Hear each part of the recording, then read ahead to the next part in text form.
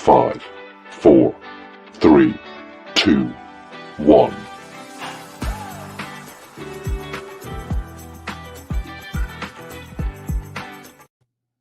And welcome in, everybody, to another episode of the High Low Sports Podcast, live right now on Tiki on Wednesday, Tiki Live TV. It is DJ, joined as always by my co-host Kelcey. And Kelcey, we've had a busy week in sports. The NFL playoffs here. We're closing on All-Star Weekend. We got a whole lot going on as well, too, and we'll be looking a little bit to the future as well.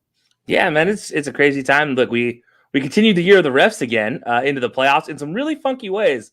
I gotta say, it's not in the way you might be thinking.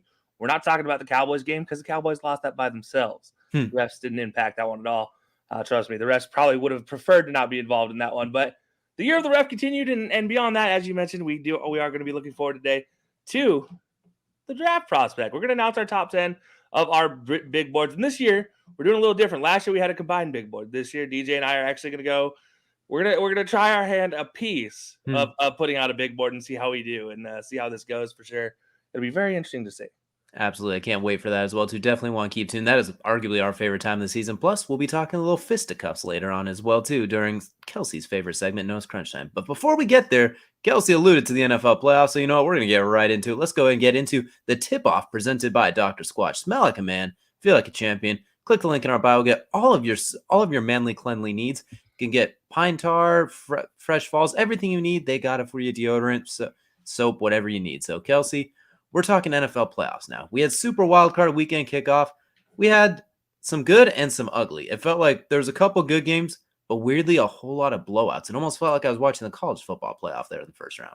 Yeah, I mean, look, expanded playoffs, right? This is what we get with expanded playoffs.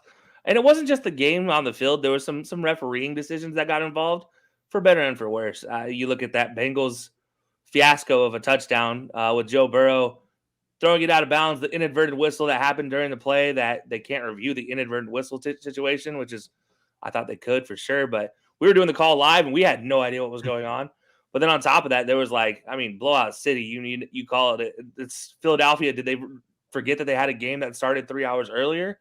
Because they didn't show up until about midway through the fourth quarter, and that was rough to watch, to say the least. So there was some fun games, but then there was a couple that I'm just like, oh, it's not what you want to see. There's a whole lot of ugly as well, too. So we're going to go and start with the curtain jerker of the weekend. You talked about the Raiders and the Bengals. We got to see the coming out party for Mr. Joseph Burrow, Joey B himself, Joey Jackpot, whatever we're going to call him these days. He came out his first playoff game, lights it up for the first playoff win in more than 3 decades for them. And for the Raiders, their streak now goes to 20 years without a playoff win. So what was your big takeaway from that game, besides the year of the ref and that sort of thing? What was something that you took out of that game? Honestly, that game, the biggest thing for me was, wow, the Raiders could have been good. That's honestly my big takeaway, and that seems blasphemous when you consider how the Bengals really handled business.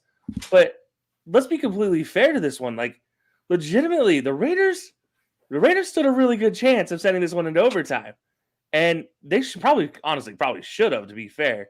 And imagine what they would have been able to do with a coach. If they, don't have all the other things off the field as well. But with that said, you also have to look at this on the other side of the foot and say the Bengals are for real. Like they definitely handled business today. This weekend, and you kind of look forward to this being a long-term thing for the Bengals. Absolutely as well. So you got Joe Burrow, his first playoff game, throwing for north of 200, a couple touchdowns, no interceptions. But most importantly, Jamar Chase, what can't he do is what it felt like. Besides getting the end zone was the one thing he didn't do. He had over 100 yards receiving. What was it, 10 catches on the night? Had some rushing yards on key situations. Joe Mixon had some moments as well, too. It was a very well-rounded performance, and we kind of talked about on the cast. The most dangerous team for them, I thought, was the Patriots. And, well, we're going to segue into them next year in just a minute. The Patriots aren't going to advance, so they could be dangerous depending on who they play. Their biggest thing is I think they can't fall in a hole too early. Like, they can't be down 21-3 because while they can come back, I think their defense is better when they're ahead, if that makes sense. They're built to have a lead, and when they have a lead, it's hard to come back on them. But that's very interesting to keep an eye on with them as well, too. But I think that's a good transition to the next game that we called that day, which was not nearly as much fun. We'll leave it that way as well, too, is Josh Allen and the upstart Buffalo Bills continuing to do what they do and have what could be considered a perfect game offensively against Bill Belichick and that Patriots defense and the offense that never really quite got going. They had an early drop and that ridiculous interception, and at that point, it felt like the game was pretty much over the way the rest of the way. And Josh Allen he did things that I couldn't do in Madden. And I fancy myself pretty good at Madden as well, too. And they put 6 for 6, no punts. The one drive that wasn't a touchdown was a kneel down. Like, that was it was a clinic by Brian Daboll, Josh Allen, that Bills offense. Oh, it was so fun to watch. I mean, you look at that game, and that's everything you could have ever hoped for from the Bills offensively. I mean, where they finally get a run game in Devin Singletary. On top of that, they have what is by far, I think, one of the best performances we've seen in a wild card round by a quarterback in what Josh Allen was doing. I mean, he was absolutely clinical, to say the least, and that's like I feel like I'm not even doing it service. Like I feel like I'm actually undercutting what he was capable of doing. It's just everything was on point for Josh Allen, and if this is the Josh Allen we're going to see going forward, and even if they don't get the same production from Devin Singletary week in and week out, how are you going to stop Josh Allen? Well, the answer to that is you hope Josh Allen stops Josh Allen. Nobody stops that Josh Allen as well, too. This was honestly just silly to watch.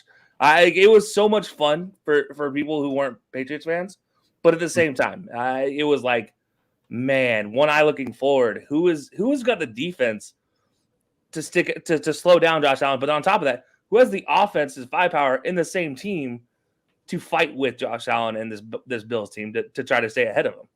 I don't know about in the AFC. Like, they might be playing the one team that might have a chance with them in Kansas City as well, too. Like, that's going to be an interesting matchup. The question with it is Josh Allen has kind of been I heard an analogy that they're kind of like at the mountain. Either they're at the top of the mountain looking down on everybody, or they're at the top of Josh Allen mountain and he's about to come down a little bit. Because we know Josh Allen is prone to sometimes have those what type of games as well, too. So question is, do they stay up there against the Chiefs, or do they come back down to earth a little bit? And honestly, the way the Chiefs played through basically 2.5, 3 quarters against the Steelers, they're going to need everything and some extra to deal with that Chiefs offense as well, too. Who transitioning in that one as well. Chiefs beat the brakes off the Steelers. Not really that surprising. It was just more surprising how easily they did, especially down the stretch. And that Travis Kelcey got his first NFL touchdown pass that he promised his mom at a young age. So that was a really cool moment. Yeah, look, a guy you talk about, Jason Kelce, obviously his brother being the center. Travis Kelce grew up imagining himself being the quarterback, played quarterback all the way up until he got to Cincinnati. Even there, he played quarterback for a little bit. And then they were just like, no. You go play tight end now. So the dream of throwing a touchdown pass slowly was slipping away. And then, of course, in what is just like the perfect conundrum, you get bye week number 2 for the Chiefs. And that means Andy Reid gets to dial up all the fun stuff late in the game, or, well, anyway, anytime during the game, really. And that resulted in Travis Kelce finally getting that touchdown pass he promised so long ago. I mean, that's a dream script. Like, oh, hey, you know what, Travis? Let's just throw that touchdown pass. Let's see what happens. I mean, he's got to play quarterback and run a couple in there in the Reds, and this time actually letting him show off the old arm strength. As he said, it only took him 9 years. Wonderful. It was great to see as well too. And they let them get rolling, catching a little bit of heat going into that game against the Bills, and that almost feels like winner goes to the AFC Championship game. We'll be talking a whole lot of, or not AFC Championship, excuse me. Winner is going to represent the AFC in the championship as well. Obviously, no duh, the winner goes to the AFC Championship. But honestly, that feels like, and we're going to talk a whole lot about that in our 4th and 4 show coming up later this week. So you'll want to stay tuned for that one as well too. And then in the now we'll have to jump over to the NFC now, I think, as well too, looking ahead. Well, it wasn't quite as pretty as well as we talked. I mean, you talked about Tampa Bay and the Eagles, not so great. No, this was about as ugly as you can make a game out to be. Again, we talked about bye week number 2 for the Chiefs. This was bye week number 2 in the NFC, if you will, for the Bucs. I didn't think it was going to be this bad. Honestly, looking at this on paper, I thought Jalen Hurts could possibly do something. They were young enough, naive enough. Maybe Nick Sirianni coaches them to kind of, I wouldn't say upset, but at least potential upset. Yeah, I didn't get any of that though. That was a wash pretty much from the start, and it stayed a wash until about 2 minutes to go in the 4th quarter, and then it was like, look at the score. It's 31-18. Good job, guys. You got it. Not really that close, but close enough. Close enough. Good job. Good job. Looks better at the end, and it was kind of weird because that was one of Jalen Hurts' worst passing performances, I think, and I think a lot of that was because he couldn't really get loose with his legs as much as you would like to see, and as much as when he's been able to thrive, he's been able to get the legs going, then the pass off of it. So if the Eagles decide they didn't like that, which there's been a lot of rumor speculation, you have the draft picks, you could do whatever you want, really, honestly, as much as anybody in the league, but I hope Jalen Hurts still gets to stay there. I thought he played really well throughout the season. He has some room to grow, and that was obviously not his best passing performance, but what do you expect? It's a first-year start going against a Tampa Bay playoff defense. I mean, Shaq Barrett's getting interceptions now, one-handed, tipping to himself interceptions. There's nothing he can't do. There's not a whole lot Jalen Hurts could do against that. Well, I mean, look, on top of that, the run game didn't work for the Eagles all around. It wasn't just Jalen Hurts. So, I mean, that's part of it as well. You have to factor in the fact their number one receiver. I don't even know who it is for the Eagles at this point in time. Is it Quez Watkins, the guy who's anemic at getting in the end zone? I mean, because it's not Jalen Reagor. That's completely obvious. Jalen Reagor is an absolute bust of a pick at this point in time. I feel like it's safe to say. And outside of him, JJ Arcega-Whiteside, I honestly don't know who else is going to be their number one receiver besides Quez Watkins at this point, and that's not good enough. Like, you need a better receiver number one other than Devante. I would nominate Devante Smith as a former Heisman Trophy winner's receiver number one as well. I honestly went through that whole thing like completely ignoring him because like he's just so much better than every other receiver. It's kind of embarrassing. It's like they have receiver 1 and they have like a receiver 14 on the depth chart. Like that's how it feels. There's been rumors about Calvin Ridley possibly being on the market. They should definitely consider looking at that. They'd have 2 Alabama receivers and an Alabama quarterback. If Jalen Hurts can't make that work with the way their run game was designed this year, now you have those 2 guys on the outside and Quez Watkins. At that point, then you start looking. Then you have to start looking if he can make that one work. But that's something I would look into as well, too. But then we're going to move on to the other blowout game here as well, too. The Rams taking on the Cardinals in the three-peat. And the first one, the Cardinals blew the brakes off. And the second one, the Rams were in control, but they ended up being really close down the stretch. This one, the Cardinals didn't even have a shot in the heck. Like, they got absolutely pulverized. There's a point where Kyler Murray had there's a moment where Booger McFarland said, "What in the Carson Wentz?" when referring to a play that Kyler Murray made when he tried the left hand throw that out of the end zone and turned into a pick six. The wheels came off Mr. Krabs' legs. Kyler Murray was completely out of his element. The offensive line was struggling to block. Honestly, I'm a little bit concerned about the Cardinals moving forward, as weird as it is, because I'm like, who do you really build off of besides Kyler Murray and Budda Baker as well, too? And then the Rams, what an absolutely incredible performance. Cam Akers defying the laws of science and coming back and having almost 100 yards 5 months after torn Achilles, and Odell Beckham. He still got it. Like, there's so much going on in this game as well, too, considering it was a blowout. Yeah, this is everything the Rams could have hoped for and everything the Cardinals were afraid of. Like, this is literally the dual, like, dichotomy of things that you were hoping for on one side. On the other side, you could just wish nothing less. Like, you were hoping you did not have to do this. And the Cardinals, man, that's a Budda Baker's injury as well on top of it. Like, all of that was just a horrible game to watch for him. I mean, obviously there are some pluses in there, but overall, it wasn't good enough.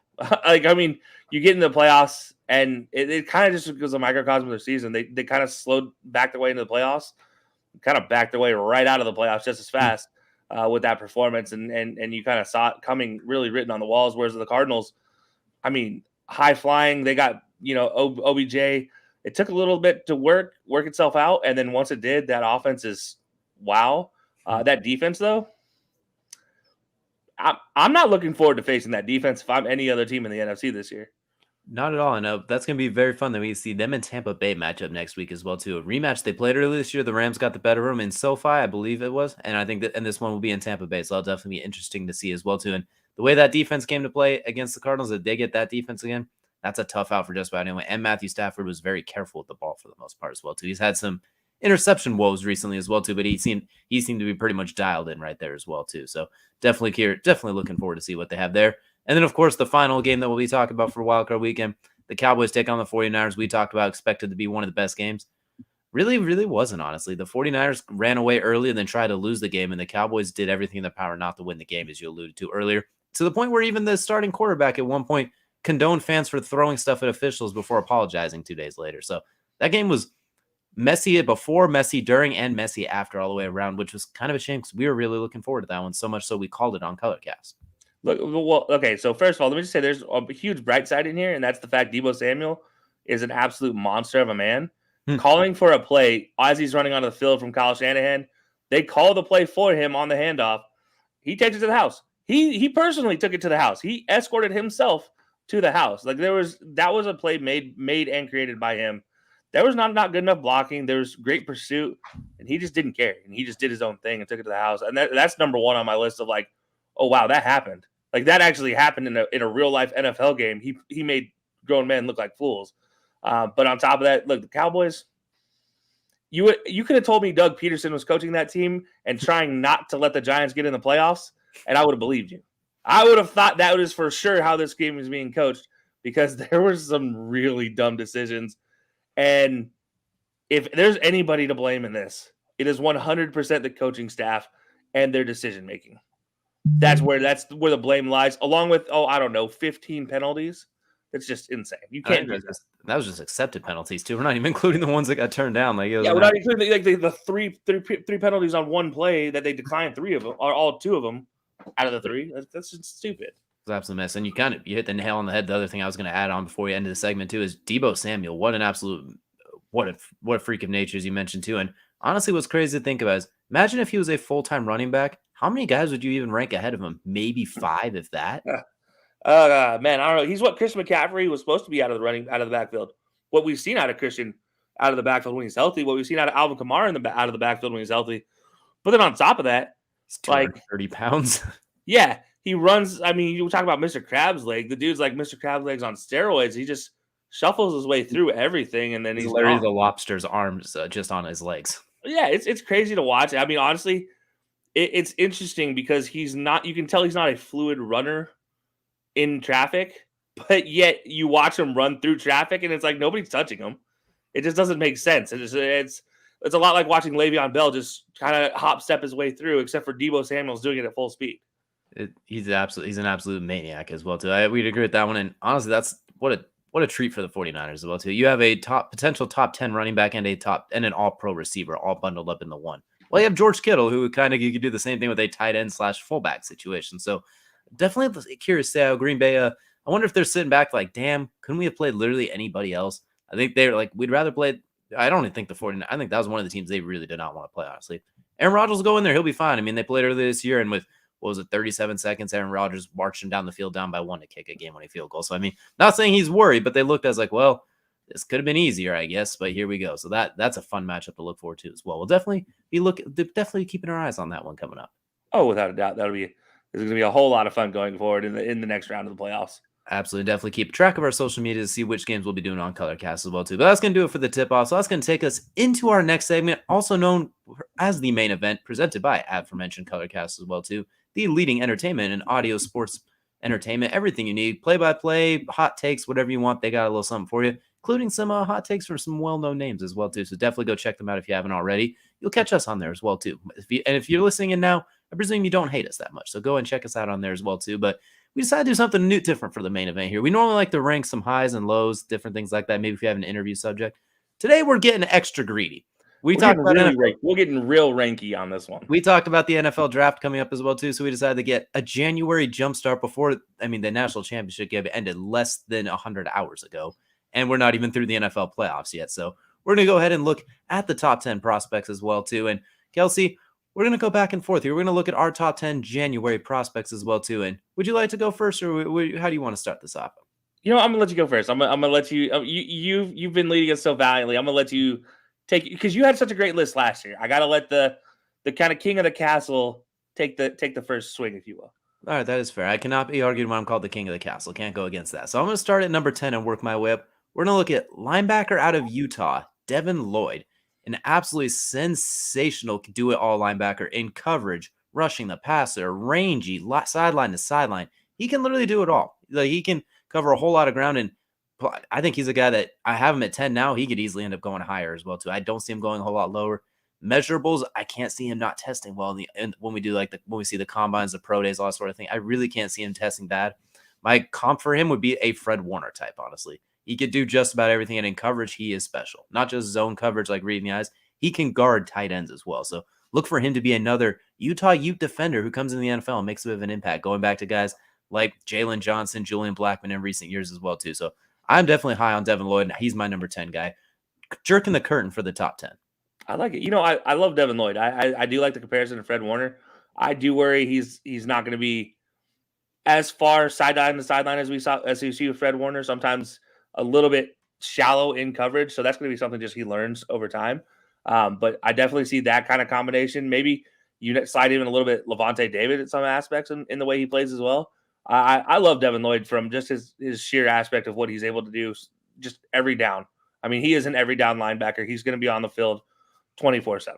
You give him a good running mate, kind of like Levante and Devin White, that nickel package is dangerous. It does not matter. You'll be able to stop the run in a nickel with him and a good running mate as well, too, depending on where he goes. So we're going to go to number 9, and there's not a whole lot of offense in this list, but there is one guy here at the top 10, and that is Drake London, the receiver out of USC.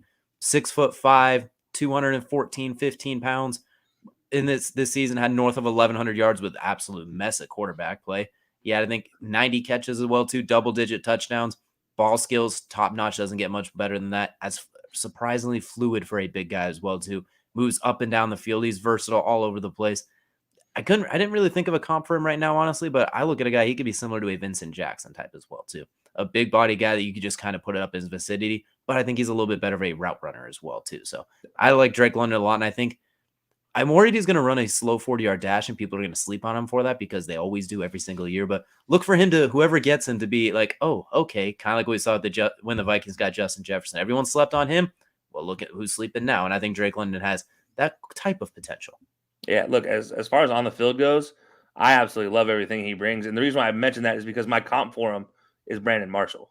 Just a pure, it's so smooth as a big guy running routes, and his hands, they're like clamps.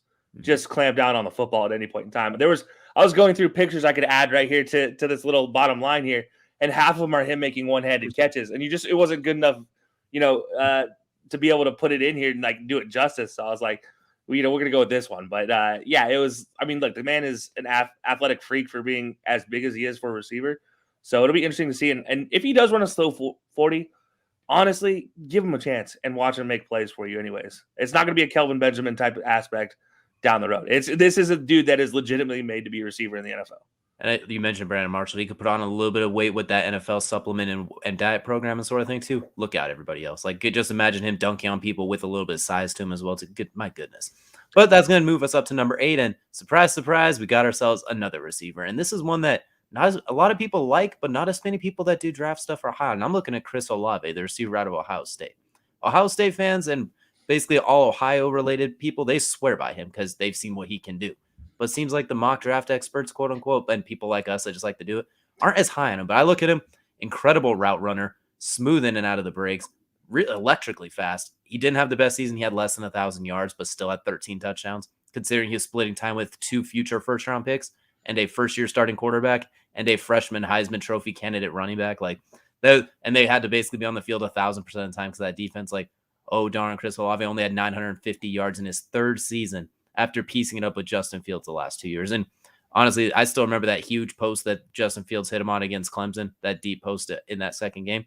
He got wide open on that one as well, too. He's Keenan Allen with a little bit more speed. That's how I look at him as well, too. And I think someone's going to sleep on him as well, too, because everyone likes the speedy guys like Jamison Williams and his teammate Garrett Wilson. I think Chris Olave is going to surprise a lot of people, especially if he goes to a team that has kind of a quicker passing offense. Look out for Chris Olave. Oh, man, I love Chris Olave. Look, you mentioned that post. By the way, same exact pattern that they lost the game on the year before. Run the exact same thing against the exact same coverage. The ball's put out a little bit further ahead of Chris Olave, allows him to run under it. That's the difference in the 2 national championships. So this man could have had not 1 but 2 game-winning posts against the same pattern, against the same defense in back-to-back years, had the ball just been placed a little differently in one of them. Exactly. That was absolutely outstanding. That's going to take me to number 7. We're going to the big guys on the interior. Tyler Linderbaum, the Iowa center. Yes, that's an Iowa player we have up here in the top 10 for what feels like the 3rd or 4th year in a row. And it's in the trenches because that's how it is mandatory as well, too. And honestly, it's as simple as it gets. He's arguably the best center we've seen come out since maybe even Travis Frederick, something along those lines. Obviously, Creed Humphrey was outstanding this year as a rookie, but as a prospect, he wasn't quite to this level. PFF had Tyler Linderbaum is like 95 overall rated inside blocker for 2 years in a row. Or I think it's plus 90 to both years. He's absolutely incredible. He's the captain of your offensive line from day one. Don't overthink drafting a center high. If you need offensive line help, if the Jaguars took him number 1 overall, I'd tip my hat to them, honestly, because you need to protect Trevor Lawrence, and this could be his Jeff Saturday type of guy as well, too. This could be your dude. So don't overthink it. Just take Tyler Linderbaum, who can also play guard if you need as well, too. He's a versatile guy, like what we talked about last year with Rashawn Slater. A guy that's versatile as an offensive lineman is a prize that you should not overthink. Yeah, I love Linderbaum, and by the way, you mentioned his PFF ranking. PFF gave him a perfect score in 2 games this season. Unheard of. That is unheard of for a center. Centers don't get perfect scores, especially for a team like Iowa who struggled offensively. Struggled everywhere offensively besides him. Yeah, literally, it was literally Linderbaum and running behind Linderbaum. That's when they had success. Exactly. So if that tells you anything about Iowa's offense, so I wholeheartedly like this pick as well. Absolutely. And number 6, we're going to stick with the big guys in the middle. We're going to arguably the best tackle prospect this year. I'm looking at Evan Neal, the big man from Alabama. He's played guard, he's played right tackle, he's played left tackle, he's played all the tackles, and it does not matter. He has thrived in every single place he's played. I think he's going to test really, really well, similar to what Alex Leatherwood did last year in the combine process that I think propelled him into that first-round pick. That when you watch the game film, maybe not so much, but those athletic traits, second to none. The difference is Evan Neal, when you watch him on the field, he destroys people. He's part of the Bryce Young always felt comfortable. He's like, all right, Evan Neal's got this. I'm good. Like that. Yeah. I think he's gonna be the first offensive lineman taken, if not maybe the second. Like whoever's gonna take him, you're gonna feel comfortable. He could play right or left tackle, and he's experienced at guard. And very similar to like we said with Rashawn Slater last year as well, to a versatile big offensive lineman from a powerhouse program. Yeah, I think the only thing that worries me a little bit with Evan Neal, this is only a smidge, is that knee. Just because there has been 2 incidences with the same knee. Granted, not major incidences. We're not talking about major situations here. Just mostly he had a cleanup last year, and then this year he tweaked it. But you see, it didn't hamper him. I mean, literally, he served wholeheartedly well on that front side for Bryce Young the whole season. And a guy that can play left and right tackle. So expect him probably to be the right tackle for the first couple years, maybe a left tackle if they don't have one. But whatever he starts with, I don't see him finishing that side. I see him actually switching to the opposite side by like year 2 or something, just because he's that good. He is that type of level of talent. Heck, and if he somehow slips, you could find a team that has a left tackle and just decides to draft him anyway, kind of like what the Cowboys did with Zach Martin and they kicked him inside the guard, and he's an all-world guard for a decade. Evan Neal has that same ability as well, too, while also being a Pro Bowl left tackle. The sky's the limit for him as well, too. But now we're getting to the top 5, the nitty-gritty. And number 5 is going to catch a little bit of slack, but I got Notre Dame safety Kyle Hamilton. And the reason I can already smell the clapback is the fact that I'm at number 5. Everyone else has him at like 2 or 3 in that area, rightfully so. He's absolutely outstanding. 6'4", 218-pound rangy safety, covers an incredible amount of distance. He's going to be healthy for the combine as well, too, from what it sounds like as well, too, coming off that knee injury. Honestly, he's very easily can climb up these spots. I want to see what his quote-unquote measurables are, but there's nothing negative to say about him. He's the best safety prospect for a couple of years, maybe. I mean, I'm trying to think. Trayvon Merrick was awesome last year, but not quite to this level. Javon Holland was awesome. This is a little bit different as well, too. He's got freakish tools, freakish skill set. It's another situation. Don't overthink drafting a safety high. You will make the right decision. Like teams like the Giants have a couple picks in the top 10. Take one. If Kyle Hamilton's there, use one of them to take him. That will help your defense so much. You have Leonard Williams in the front, get Kyle Hamilton in the back. He's absolutely incredible. So don't overthink it. Once again, take Kyle Hamilton early if you have him. Yeah, and Notre Dame again, putting out top tier safeties that just know how to diagnose plays and make plays. And this dude, I mean, let's not forget he's a big bodied guy too for a safety. Kind of, if he puts a little muscle on, a lot of muscle on, probably actually to be fair, get a little bit of Cam Chancellor built to him that just could fly around as that extra man in the box if you might need him to. Absolutely. He can almost be like a hybrid of Earl Thomas and Cam Chancellor with his range and his ability to fly while being a big body as well, too. Hell, he could play like sub linebacker and just be terrifying in the box, almost Derwin James-esque as well, too. So definitely like what I see from Kyle Hamilton. Number 4 is the one that everyone's going to yell at me for. I'm looking at Nakobe Dean, the linebacker from Georgia. A lot of places, people in some of the mock drafts and stuff I've seen don't even have him in the top 10, which to me is blasphemous because when I look at Nakobe Dean, we talk about sideline ability with Devin Lloyd. Nobody does sideline to sideline better than Nakobe Dean. And nobody does. As we've seen, it's honestly very similar to the former Georgia linebacker Roquan Smith coming out as well, too. The difference is Roquan Smith was a little undersized, and you want him as a weak side backer so you didn't get offensive linemen climbing on him. Nakobe Dean fights linemen for fun. He ran at them on purpose because he had evolved into a pass rusher this year on top of it. Fantastic in zone coverage. We've seen it even in the national championship game, making up for when one of his other linebacker co-Patriots was a little out of position. He made up for it as well, too. Man-to-man, he's not quite Devin Lloyd in that regard. He doesn't have quite that pass coverage versatility, but his ability to go sideline to sideline. If you have a big guys in front of him, or maybe in a 3-4, you let him be like the rangy guy, he's going to be an absolute tackling machine. He reminds me so much of Roquan Smith and a little bit more of a souped up body as well. Yeah, look, you compared to Roquan. I like that Patrick Willis vibe. You mentioned the lack, like the slacking on the pass coverage, a lot like how Patrick Willis when he came out of school, when he first got the league, struggled a little bit in the pass coverage, not drastically. Now, Nakobe does have a lot to learn in pass coverage, but I think he can more than make up for it. And just with his athleticism is insane. I still look at that Michigan play going and tackle Corum on the sideline, going from quite literally numbers to numbers to make the tackle on an end around. That just doesn't happen with normal athletes. Like, that's another level of athlete that, yeah, definitely don't mind the pick here at number 3. I really want to see what he runs in the 40-yard dash as well. So I do hope he runs. And I'm really curious because when I watch him play, he has 4.48 written all over him as well too. He's got that Levante David, Devin White, even like a kind of like a Darius Leonard almost feel where he just covers so much ground so quickly and is involved in so many tackles. So I can't wait to see him if he performs as well too. Now we're going to number 3, and once again, this is where I'm probably going to get a little bit of steam as well too. I have Aiden Hutchinson, the Heisman Trophy runner-up, at 3, the Michigan edge defensive end, outside linebacker, mostly a D end. That's how I project him as a 4.3 defensive end. Absolutely outstanding. Was one of the league leaders in sacks this year. Nothing negative to say about him whatsoever, really.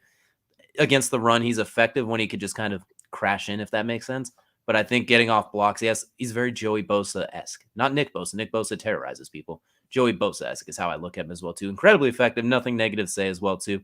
There's a couple guys I just feature a little bit higher than him, but he's going to make some team very happy. He goes to Jacksonville, number 1, as I've seen some projected. Him and Josh Allen are going to terrorize Carson Wentz, Ryan Tannehill, and Davis Mills / Deshaun Watson / whatever the Texans do. Like, he'll be a quality bookend for a while.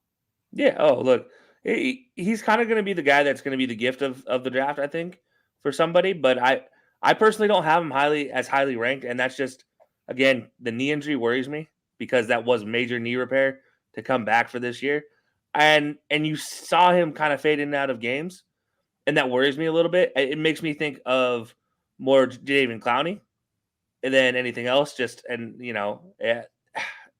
worries me a little bit, but at the same time, also the run game. He needs to learn how to address run blocking and how to shed run blocks if he's going to be an everyday edge or everyday offense or defensive lineman. Especially if you, like, as you project a defensive end, that'll have to be something he addresses for sure. But again, that's all just mental. Like, that stuff you can learn how to do. Exactly. And once again, those NFL supplements and eating programs, he'll probably get a little bit thicker as well, too. So he'll be just fine as well. And now we're looking at number 2, one of my favorite players in the draft. And he's been my favorite since he was a freshman and just waiting for him to come out. Derek Steenley Jr., the corner out of LSU, a 2-time All-American. And since his freshman year, he hasn't even played really he's barely played a full season. And he still was an All-American in last year. Everyone got kind of dropped off on because Devante Smith cooked him last year. Devante Smith cooked everybody last year, and he cooked people in the NFL with Jalen Hurts as his quarterback, who we talked about. Good quarterback, iffy passer, in an offense that was built to not throw the ball whatsoever. Devante Smith does that to everybody. Derek Steenley Jr., that fantastic man-to-man corner. He needs to stay healthy. That is a concern as well, too. He did miss some time this year as well, too. But when he's out there, he's as good as it gets. Like, we talked about what Jamar Chase did as a receiver. This is his exact counterpart on the other side, basically. From the moment he was a teenager, he was schooling grown men on islands. He's absolutely fantastic corner. And I think he's another one as well, too. If he does slip in this draft a little bit for some reason for those similar situations, someone's going to get a bit of a steal. I mean, I'm imagining if he slips to Atlanta, who picks like in the 8-ish range, they already have A.J. Terrell, who was one of the league's best corners last year. He's better than Trayvon Diggs, regardless of what anyone will tell you. He just didn't get the picks because no one threw at him. Derek Stingley and A.J. Terrell on the outside, Lord have mercy. Lord have mercy. Atlanta turns into a very competitive team then. Real quick, especially with Cordell Patterson and all that. Like, real quickly, Derek Stingley Jr. can give you the ability to just put a guy on an island and just that eliminates him. That makes their life so much more difficult. Or you put him on a number 2 receiver and double team a 1. Well, now you better have really good tight ends and running backs because that's going to be the only thing you're throwing to all day long. Yeah, and I might be blasphemous with my comp, but I'm honestly going to straight compare him to a former LSU number 7 great, Patrick Peterson. And I'm just going to say he's more technical than Patrick Peterson. He has the same measurables, and we'll see at the pro day if that changes because of the injuries. But as of like my last checking on it, he has the similar measurables as far as speed and everything else goes. Didn't return as many punts because he didn't need to. They didn't ask him to. And plus you had all that talent at receiver that they just let return punts. But you have a guy there that does all that. Plus he's more technical with his hand fighting with corners and with receivers. This guy, I mean, honestly, this guy's going to be a steal no matter where he goes. Because I don't imagine he goes 1, but I think he is that good of a talent. He is a top 5 talent in my eyes in this draft easily. And anybody who gets him below number 2, good job. Exactly. It's a great pick. Absolutely as well, too. I can't wait to see him play. And then number 1, I got who's been kind of the consensus number 1 player. I got Kvon Thibodeau, the edge out of Oregon.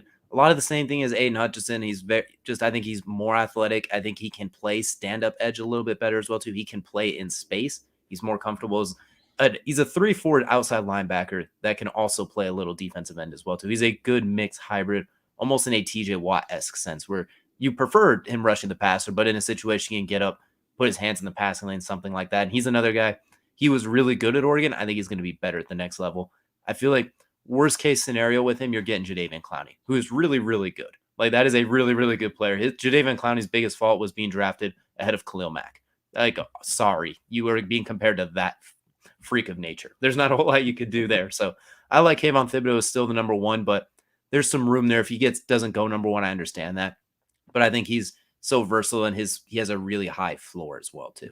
Yeah, look, I love Kvon Thibodeau. Yeah, I feel like he's been kind of penciled in at the number one spot here, along with like, is it going to be him or Steenley? Like, who's going to be the number one in this draft for a few years now? I mean, I feel like it's not even been close, really, since they were freshmen. And, you know, Thibodeau, the big thing with him, he stayed healthy longer than Steenley, which gives him an automatic edge on that one spot. But then on top of that, man, him in the run game, which is in the Pac-12, obviously it's a weaker run game than you'd see in a lot of other conferences, but it's a shotgun run game, which is what he's going to be dealing with a lot of in the NFL, especially if he's going to be the outside backer on a 3-4. We see with Joey Bosa have to switch over to. Like, if he's going to be that type of position, he's already showed that he could fill that role pretty well. And that's going to be something at the next level will be very interesting to watch, is his progression there, whether it is as an outside linebacker or as that D-edge, defensive end. That I don't know. We'll see how he ends up at. But I do think that'll be where he gets to explore the best. Like, gets to explode the best. Absolutely. I think him and Josh Allen are very, very similar type players as well, too. So that'd be very interesting to have dual ends like that as well, too, if he somehow went number one. But that's a different conversation. We're not getting to the mock draft season yet. Right now, we're just ranking players. So this is a quick look at my top 10. Thibodeau, Steenley, Hutchinson, Dean, Hamilton, Neal, Linderbaum, Olave, London, and Lloyd. And there's going to be plenty of mixing and matching as we go along as well, too. But, Kelcey, we've gone through my top 10. It's time to go through your top 10. And I think we're going to have some differences based on some of your reactions to some of mine as well, too. Maybe some similar names, but some very different places. Yeah, look, I got some guys in some different places for sure. And I'm going to start out with one of those guys. And that is a guy you have highly ranked at number 3. I have Aiden Hutchinson at number 10. And this one, man, I'm going to, again, I talk about it. If you cannot fully be out there every play as a top 10 prospect, you're not good enough. Something is missing in your game. There's a big hole in your game. And with Aiden Hutchinson, it's been proven. If you run right at him, he's going to take a break. Like, he's out of there. And it's a disappointment for a guy who has done really well in his career. But it's something, again, I said it when we were talking about it on your side. It is purely a mental thing with Aiden Hutchinson. And that is all learnable. Everything that you can do to adjust to that is all something that it takes from just experience. And really, he lost out on a whole growth year with that knee injury. So that is something I take into effect with my ranking of him. He is still a top. What he did this year was absolutely insane. I'm not going to take away from that. I mean, absolutely phenomenal year for Aiden Hutchinson. Really was a big part of the reason why Michigan got as far as they were. But if he could have been better, Michigan could have been better. And that's where I look at it there. What do you think about this comparison for him as well, too? With everything you just said as well, too, let's hypothetically say he comes in as just a pass rusher primarily. What about Aldon Smith doing Aldon Smith things? But like those first 2 years, Aldon Smith with the 49ers, if he was just purely a pass rusher, he could easily get you like 12 sacks as a rookie in a role like that. Yeah, that was honestly a very good comparison. I also look a little bit of Leonard Floyd in that same aspect of the intangibles are there. Like, they're all there. It's very clear he has those intangibles. But can he put it into play every single down? That's what I worry about. I don't want to see Aiden Hutchinson on the field for only 2 downs on a 6-down drive. Like, I want to see him on the field for at least 50% of the offensive plays. Like, he needs to be there at least at his rookie year, and then beyond, increase the percentage beyond that, because that's what I want from a top 10 prospect in this draft. Because this is a very deep draft, and yeah, the intangibles are there for Aiden Hutchinson. I just need to know he's going to be there every down. Well, we're starting this one off with an absolute banger, so I'm looking forward to see what you have on the rest of your top 10 now. Yeah, so now I'm going from one side of the ball to the other, and this one I took so much effort not to put him in the top 10 and not to put him in the top 10. I honestly didn't know. I flipped a coin for actually both of these guys to see who finished where. And at number 9, I went with Matt Corral, that old wily quarterback out of Ole Miss, a guy that I think he's the number 1 quarterback in this draft. As of right now, we'll see when these workouts come, but I do think he cemented himself as that number 1 quarterback with his performance all year. Had it not been for the injury against Auburn, I think he is far and above everybody else. I think obviously Kenny Pickett came on very late in the season and really showed well, but that ankle injury where he fought back and came back in the game against Auburn and fought back late really kind of showed me the heart that he has. But then on top of that, find out that it was actually a bad ankle injury that he actually probably shouldn't have come back and played. That was a big turning point for me where I was like, oh, I'm going to start watching this a little bit closer. And Matt Corral, to me, proved he was a top 10 player. And as I said, him and Aiden Hutchinson, it was a flip of a coin who finishes at 10, who finishes at 9. There was actually 2 other players, too, that didn't get this list because of the flip of the coins. We agree. Right now, Matt Corral is actually my top-rated quarterback as well, too. He missed my top 10 overall prospects, but I have him slightly ahead of Kenny Pickett. And what's interesting is when you look at the top quarterbacks, he's the only one of like the top 6 that isn't going to be at the Senior Bowl. The Senior Bowl is going to be loaded with quarterbacks as well, with those quarterback prospects from Kenny Pickett, Desmond Ritter, etc. They're going to all be there. So Malik Wills. So I look forward to this one as well too. But I agree, Matt Corral. I think he should be the first quarterback off the board. So I don't hate on this one too much. Yeah, look, and on top of it, I mean, man, you look at his like just his raw athleticism. He can actually run the ball too. He's kind of a weird combo of Marcus Mariota mixed with like a high arm quarterback, like you've seen in recent years. I'm not going to go like Justin Herbert level high arm, but like a Joe Burrow level of explosiveness with his arm, but with an athleticism closer to Mariota, which is, if you can combine those two, I mean, we've seen Mariota see what he's been able to do with his career later on in his career.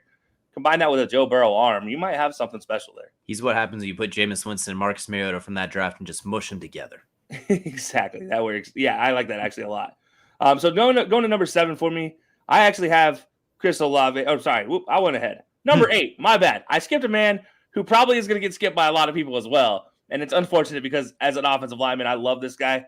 It is Ikem Ekwonu from NC State. Look, man, you want an offensive guard that is a monster that will maul people? Just look at this picture.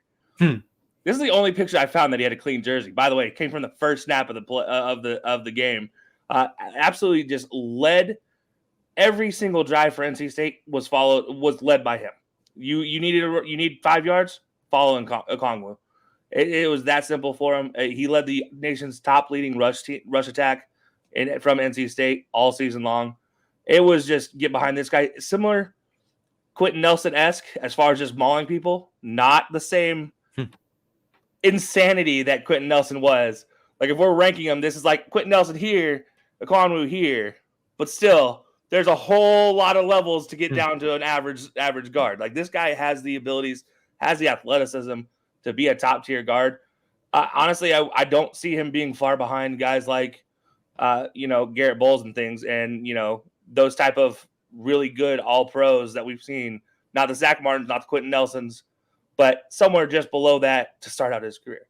He's fantastic. He's the best guard in the draft, and it's really not even all that close. He reminds me of a prime Mike Iupati when he was with the 49ers, and he just ate people. This was before the injuries, and he kind of fell off a little bit. Prime Mike Iupati came out at an early age too and just ate people alive. And I think Okongwu's going to do the same thing as well too. So that if he goes in the top 10, no one is arguing here. Heck, you can make a case to put him in number 1 and be like, you keep Trevor Lawrence alive and get James Robinson room. And anyone with the right mind will be like, well, okay. I mean, maybe not my first pick, but I can't fault it.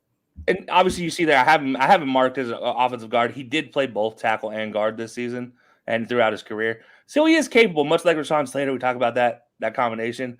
Last offensive guard, the offensive tackle that we had projected as a guard was Rashawn Slater. That's the reason I mentioned it. Elijah Tucker. I don't exactly. I don't think he's yet on that level, but I think he's not very far away. But I think as this draft goes, 100%, I would be happy to take him at 8.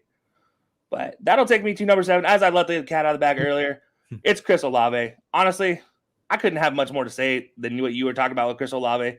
Just the dude is going to be an absolute dynamo on the next level. I kind of look at Marvin Harrison with a little bit more speed. Is where I look at a comp for him.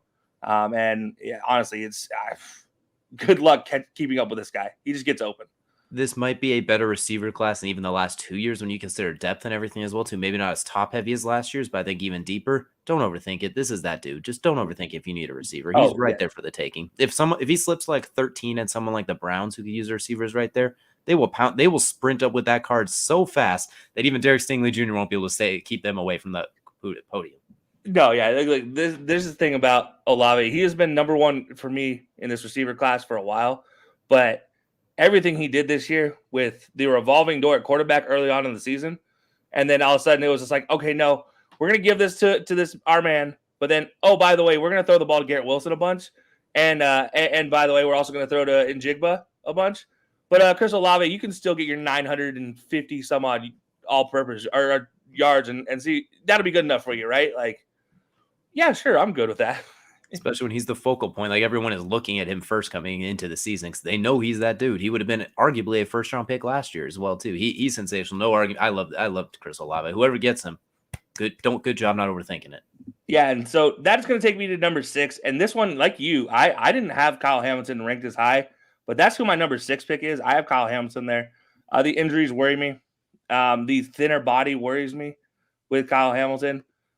Just he's going to have to grow into his body. I don't like a thin safety very often. Like, if my safety is going to be coming down and hitting people, I don't want to see them as fragile as Devante Smith.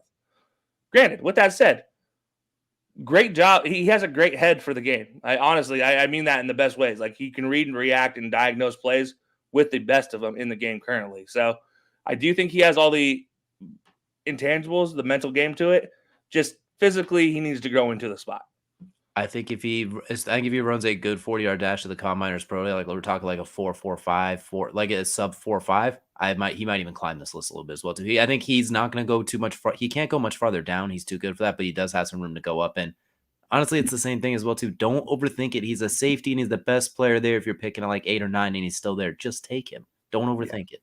It's that easy. And then again, like you, number 5, Linderbaum here, the center from Iowa. Again, this is just that easy, people. Just don't overthink it. You have the best run blocker in the draft right here in Tyler Linderbaum. I mean, this guy, he's going to go into the NFL, and he's going to be a permanent fixture for a decade. Like, just that easy. And you're going to run behind him constantly. You're going to be happy behind him. I don't know if I didn't really come up with a good comparison for him because of how good of a run blocker he can actually be. There hasn't been a really good pure only run blocker at center for a while.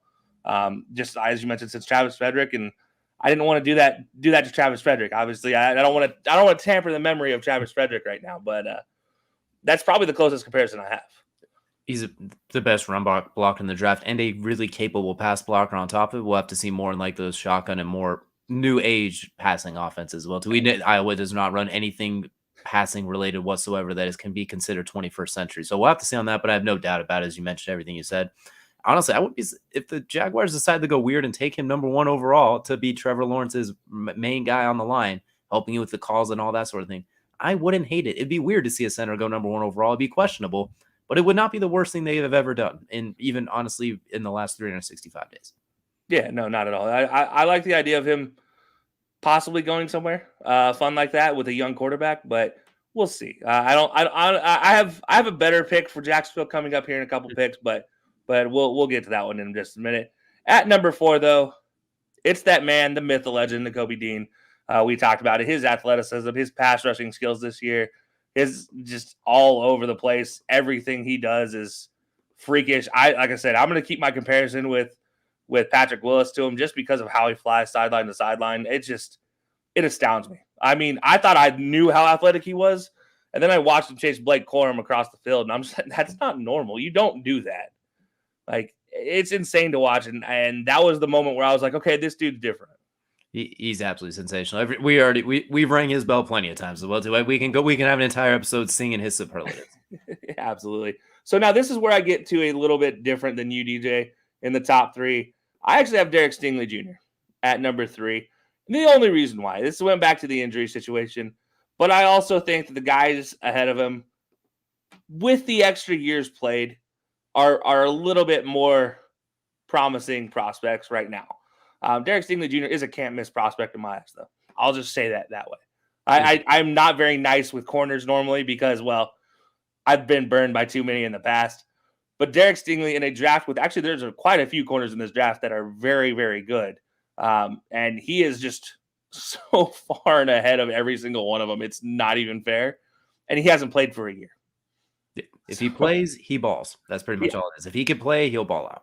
Yeah, so we'll see. We'll be interesting to see what he's able to do in his pro day and whatever else he decides he wants to do. But I'm going to be interested to see what he's able to do, like physically wise. before the draft. So we'll see with that one. But my number 2, and this is my best overall lineman in the draft, the best offensive lineman in the draft, I should say, and this is where I think Jacksonville goes, is Evan Neal, the offensive tackle for Alabama. And you want to talk about a guy who knows how to lead from the front line, from a tackle position, and not just that, but lead a young quarterback as well. I mean, I think Evan Neal, he's the same age as Trevor Lawrence. But when you look at experience playing at high level, Evan Neal has all of that experience. 4-year starter at offensive tackle for a team that doesn't have 4-year starters at offensive line. That's all there needs to be said about Evan Neal. He is that good of a guy, or that good of a player. And again, other than the knee injury, which is my only concern, and it's a very, very minute concern, is can he stay healthy with that knee in the long term? And do they start him at right or left? If they start him at right, I think he's long term, 10 years, all pro, good to go. Left tackle, you'll get about a good 5. You'd be like the Tyron Smith situation, except for you don't get the bad first couple years.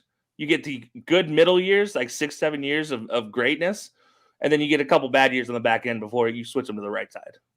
Yeah, honestly, if we were doing mock drafts, that's what would happen too. As much as I want Tyler Linderbaum to go to the Jaguars because I want to see a center go number 1 overall, this would be the pick as well too. If we were doing actual mock drafts, he's who I'd have their best offensive lineman in the draft right now. Absolutely. So now the best overall lineman in the draft, and I do have him listed as a lineman. That is Kvon Thibodeau. In my eyes, I see him ending up as a D end. But again, we talked about this.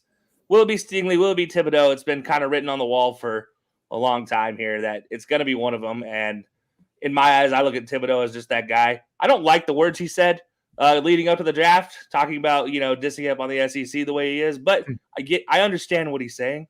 He just didn't word it right. Yeah. Which, okay, so what? Your number 1 overall pick doesn't have the best media training in the world. That's teachable. And that's probably one of the only negatives I have about this guy. It's just like, that is it really right now. We'll see how he does in the transition, because especially if he goes to a 3-4 team, if he transitions to that outside standing linebacker, that'll be very interesting. But I think as a D end on a 4-3, fantastic. Absolutely as well too. So a lot of similar players for both of us as well too. Our top 10s, probably 8 of the names are about the same, just a little different spots for some of them as well too. So yeah, and we'll pull those back up just so everybody can take a look at them. So here's mine real fast. Thibodeau, Neal, Steenley Jr., Nakobe Dean, Linderbaum, Hamilton, Olave, Kwonu, Corral, and Hutchinson. That's my top 10. And DJ, your top 10 is?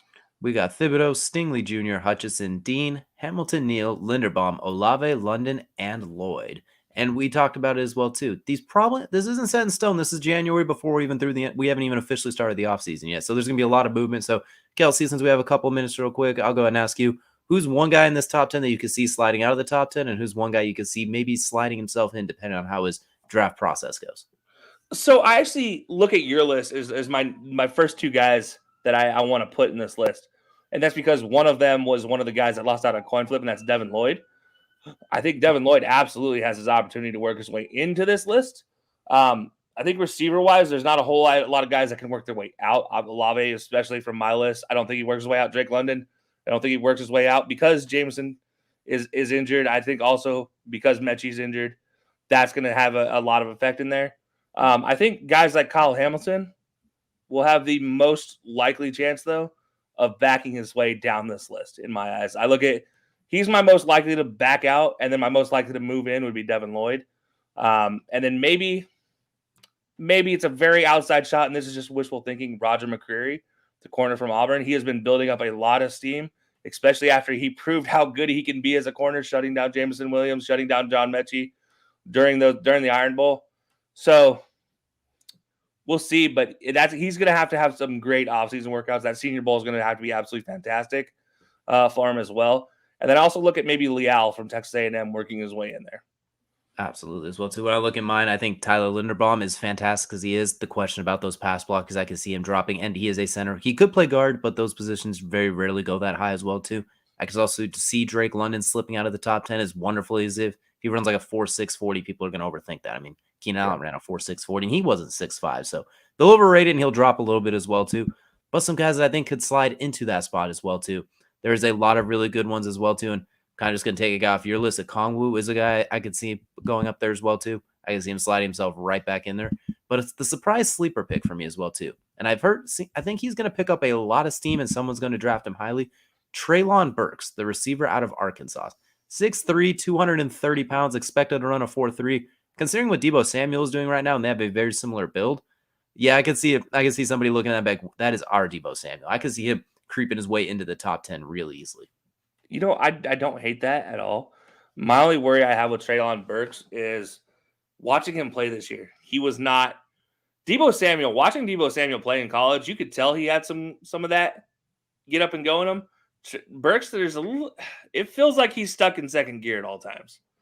It is very interesting. I agree with you as well, too. He's not my top 2 receivers, but I can see him sliding up there. I mean, his best games were against the biggest opponent. So that is one thing, except for Alabama as well, too. But every other game he had played against a big-time opponent, he went out absolutely ballistic. So I can see him creeping up some draft boards, almost like how Henry Ruggs climbed up that draft board once they found out how ridiculously fast he was as well, too. So definitely got to keep an eye on as well, too. But that is going to do it for our main event and a little bit of a twist here in January as well, too. But that's going to take us to Kelcey's favorite segment, also known as Crunch Time, brought to you by Swift Lifestyles. Go and click the link in our bio. Use Hilo Sports and get 15% off. Get yourself some pre-workout without all the itch and the scratching, and it doesn't give you that weird pre-workout feeling as well, too. So, Kelcey, what's on your mind here for Crunch Time today? What's got you crunching?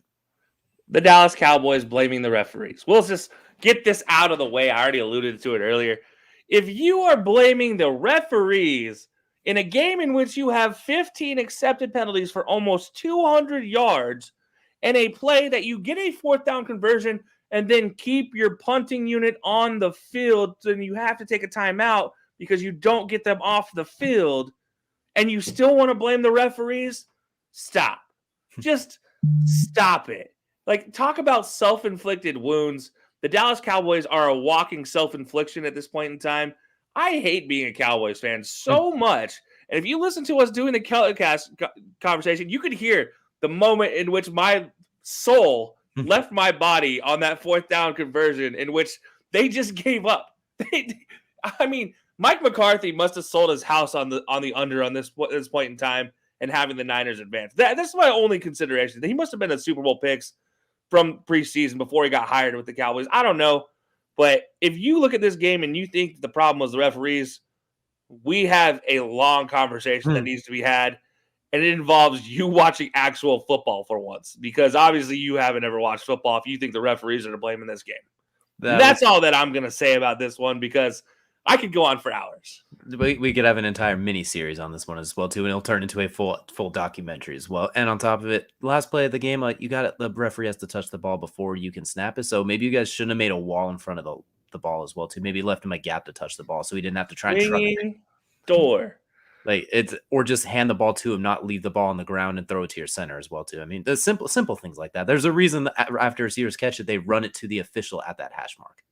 Just saying, simple things like that. No need to throw trash on anybody, though. So we'll just move on from that one as well, too, because we can go on about this all day. But I'm going to look ahead to some fisticuffs coming up this weekend. I'm talking about UFC 267, the first UFC pay-per-view of the year. The heavyweight championship's on the line. Two big guys, an intern champion versus the undisputed champion, Francis Ngannou, the nickname the Predator, absolutely destroys people with one shot.